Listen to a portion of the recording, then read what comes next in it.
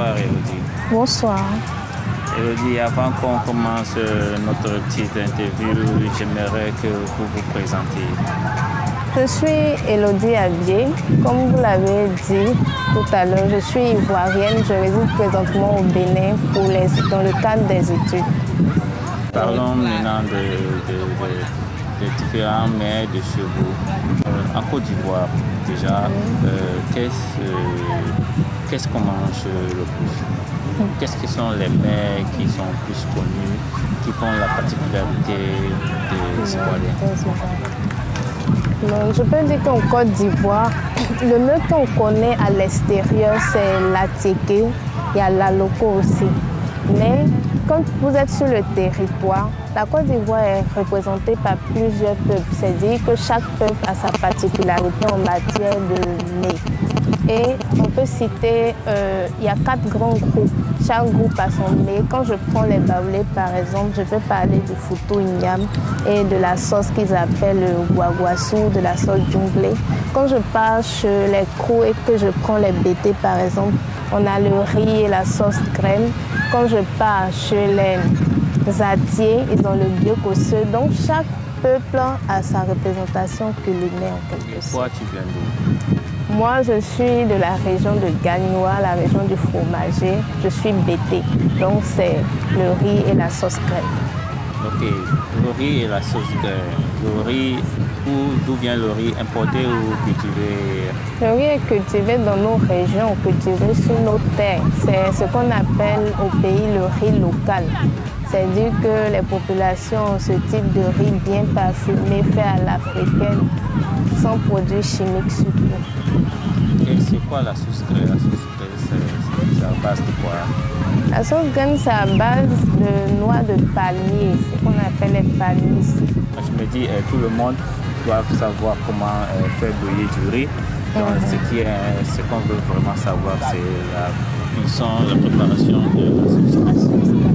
D'accord. Chez nous, au pays bété, pour faire la sauce crème, on lave naturellement les noix de palmier, on les fait bouillir. Lorsqu'on constate que les noix sont prêtes, sont cuites, on les met dans un mortier, on pile et on y ajoute de l'eau pour en extraire le jus. Et à ce jus-là, déposé sur le feu, on ajoute de la viande, c'est à volonté. Il y en a qui préfèrent le poisson à la viande. Pour ceux qui préfèrent le poisson, peuvent le faire avec le poisson, il n'y a pas de problème. Et chez vous, vous préférez quoi? On préfère la viande de brousse. Okay. Voilà, la viande de brousse est fumée, surtout fumée. Okay. La viande de brousse, là, c'est quel animal qu'on la plupart utilise de foie qu'on voit?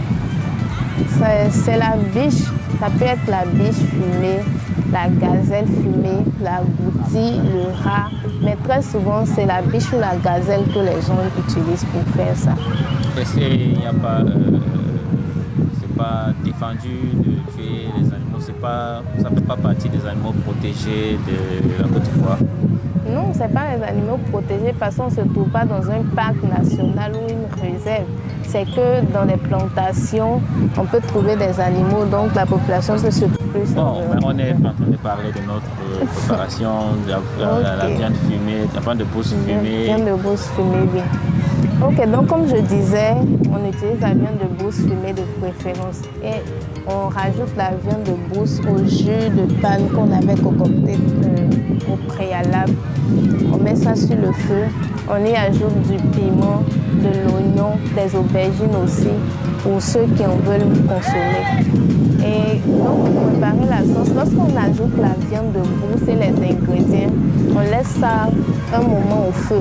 Et après, vous allez constater que vos ingrédients sont cuits. Vous les retirez du feu, vous les écrasez, vous les remettez dans la sauce. Et vous pouvez y ajouter du sel, du cube Maggi, puisqu'il y en a maintenant. Les femmes ne peuvent pas s'en passer. Vous ajoutez du cube Maggi.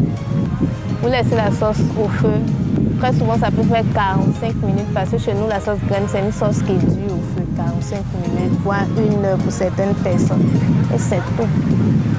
C'est facile à cuisiner. Tout ça là, ça se vend chez tous les ingrédients de la sauce crème. Oui, l'Afrique est remplie d'épices. tout ça, vous pouvez trouver au marché, que ce soit le piment, que ce soit l'oignon, l'aubergine, tout ça, ça se trouve très facilement au marché. Et c'est des mets qu'on trouve dans les manifestations. Oui, dans les manifestations, on ne peut pas avoir une manifestation en Côte d'Ivoire, surtout pour une famille bêtée, et ne pas avoir la sauce graine. Et ce n'est pas seulement que les bêtés qui le mangent maintenant, parce que la Côte d'Ivoire, chacun essaie d'épouser les mets de chaque culture. Donc, tu peux te retrouver dans une famille bêtée où on mange des mets ébriés, chez des ébriés où on mange des mets baoulés. On a essayé d'épouser chacun les repas, les habitudes culinaires des autres. Et bon, quand tu as dit c'est des palmistes. Oui, des noix de palme, le palmier. Quand on retire ce jus-là, qu'est-ce que vous faites avec le reste? Lorsqu'on finit de faire la sauce, il y a deux déchets qui sortent. Il y a des déchets qu'on appelle des tourteaux qu'on utilise pour faire le feu. Maintenant, les graines de palmier, on les casse, on retire la graine et on en fait de l'huile qu'on prend pour traiter les cheveux, la peau. Lorsque la femme accouche, on prend pour mettre ça sur le nourrisson. Ça sert à faire d'autres choses, plein de choses. Ok, bon, c'était le riz et la sauce des bêtés. Bêtés, c'est quelle région? Nord, ouest, sud? C'est la région sud-ouest de la Côte d'Ivoire. Sud-ouest de la Côte d'Ivoire. Oui. Et tu as une idée de le Nord, qu'est-ce que la particularité du Nord? Le Nord prépare généralement ce que nous on appelle chez nous le cabato. C'est la pâte faite à base de poudre de maïs. Et ils mangent ça avec la sauce arachide à laquelle ils ajoutent des feuilles, des légumes. Poudre de maïs. Oui, la poudre de maïs. Le maïs qu'on boit, on obtient une poudre naturellement. Et de cette poudre-là, on peut faire une pâte, ce qu'on appelle le cabato en Côte d'Ivoire. Et l'Ouest? Les gens de l'Ouest, le repas que je connais qui vient de l'Ouest, c'est le foutou, on appelle ça le foutou manioc, mais eux, ils appellent ça le bar. C'est en langue de l'Ouest, en langue guérée. Et c'est fait de quoi? C'est fait de manioc. C'est dit qu'on déterre les maniocs, on les épluche, on les met au feu. Lorsque le manioc est cuit, on retire ça du feu, on pile ça dans un mortier. Et on mange avec quoi? On mange ça avec toutes les sauces. Tu peux manger ça avec la sauce graine, mais ils mangent ça avec des noix locales avec lesquelles ils font une sauce et ils prennent avec. Et parlons de la tchéké qui est la générale reconnue par le... Oui. Donc la tchéké n'a pas une région en particulier? Si, la tchéké a une région particulière. La tchéké est connue chez les ébriers. Les ébriers sont la population, le peuple même d'Abidjan. C'est-à-dire qu'Abidjan, c'est le village des ébriers. C'est de là-bas que sort la tchéké. Mais aujourd'hui, en Côte d'Ivoire, le baoulé peut faire la tchéké, le dida peut faire la tchéké. Toutes les régions ont essayé d'apprendre à le faire puisque ça plaît à beaucoup de personnes, vous comprenez. Et ton président est de quelle région? Mon président est du Nord. Ça veut dire que sa nourriture, son mets traditionnel, c'est? Je suppose que c'est le cabato. C'est ce qui vient de chez lui. Ok, Elodie, on a parlé des mets de la Côte d'Ivoire. Oui. On va un peu parler de ce que produit la Côte d'Ivoire en général. Vous parlez de noix, des noix de palmis. Le palmis, oui. C'est produit, c'est cultivé en Côte d'Ivoire. Oui, c'est cultivé en Côte d'Ivoire. La Côte d'Ivoire cultive le noix de palmis. On a même des usines implantées en Côte d'Ivoire qui font de l'huile de palme. C'est ce qu'on consomme en Côte d'Ivoire. Il y en a suffisamment. Des produits qui sont utilisés constamment dans la cuisine qui sont produits par la Côte d'Ivoire. La Côte d'Ivoire produit tout parce que notre terre est riche. Donc on produit le palmier, on produit l'arachide, on produit l'igname, on produit le riz sec, mais ça n'arrive pas à satisfaire toute la population, donc on en importe. On produit, qu'est-ce qu'on produit encore? On produit le manioc, on produit la banane aussi. Oui, ça c'est côté industriel, mais je parlais des produits vivriers. Côté industriel, la Côte d'Ivoire produit naturellement le cacao. Elle a été plusieurs fois premier producteur mondial de cacao. Mais on produit le café. Le cacao n'est pas transformé en Côte d'Ivoire. C'est-à-dire que même s'il est transformé, c'est en petite quantité, c'est exporté pour l'essentiel. Okay. Exporté. Non, à part de ça, il y a quoi d'autre que produit? Donc la plupart des mets préparés au Côte d'Ivoire sont des ingrédients produits localement. Quand vous prenez le manioc, c'est produit en Côte d'Ivoire, cultivé en Côte d'Ivoire. Quand vous prenez l'igname consommé en Côte d'Ivoire, c'est produit en Côte d'Ivoire. C'est l'oignon qu'on importe quelquefois du Niger. Donc tout est produit en Côte d'Ivoire, l'aubergine. Le Niger, c'est pays dans la zone Sahara. Voilà, donc il faut venir l'oignon de là-bas. Sinon, tout ce qu'on a consommé localement, c'est produit localement.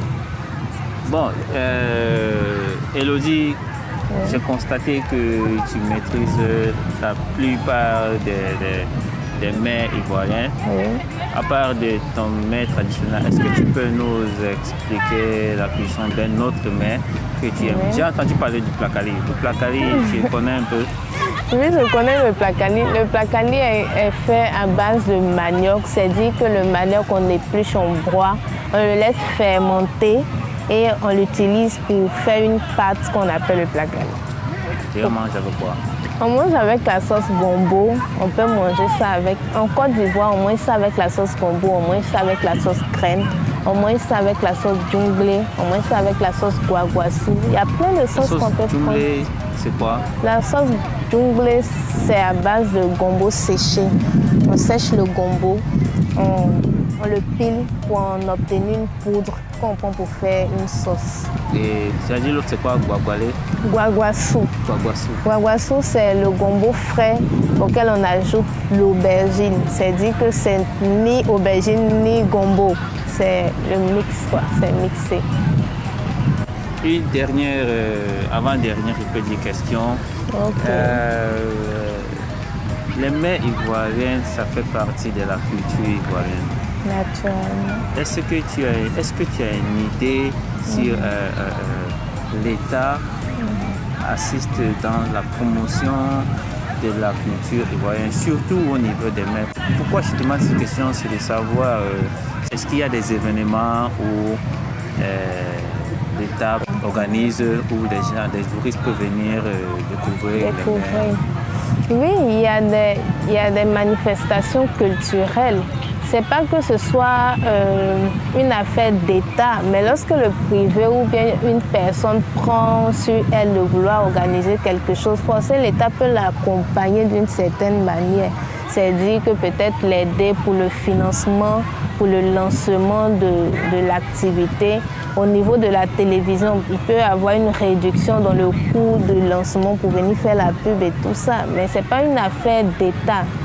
Dans les chaînes locales, est-ce qu'il y a des programmes où on parle? Oui, il y a plein d'émissions culinaires qui passent à la télé pour faire la promotion de la culture ivoirienne, des mets ivoiriens. Il y en a plusieurs. Et en dehors même, il y a plusieurs animateurs qui font des émissions culinaires pour les diffuser sur des chaînes extérieures.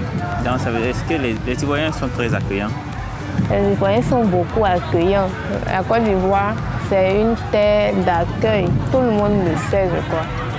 Oui, tout le monde le sait, mais bon, je ne vais pas trop parler des événements qui se produisent en Côte d'Ivoire tout récemment.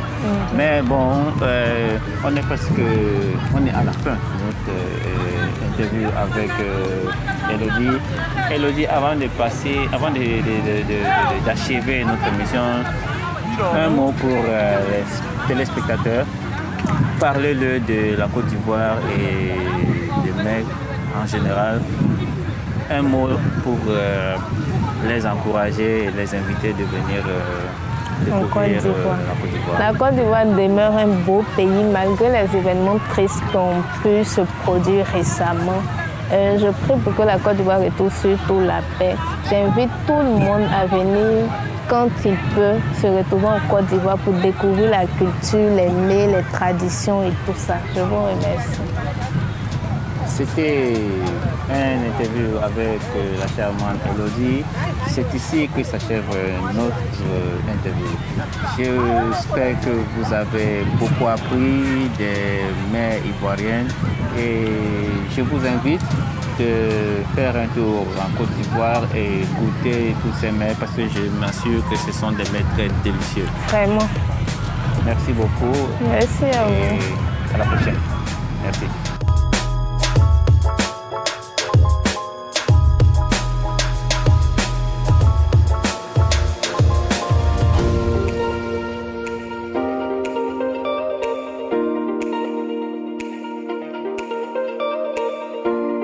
Salut, moi c'est Ballon Djilou et merci d'avoir visité ma chaîne YouTube. N'oubliez pas de vous abonner et cliquer sur la cloche de notification. Merci.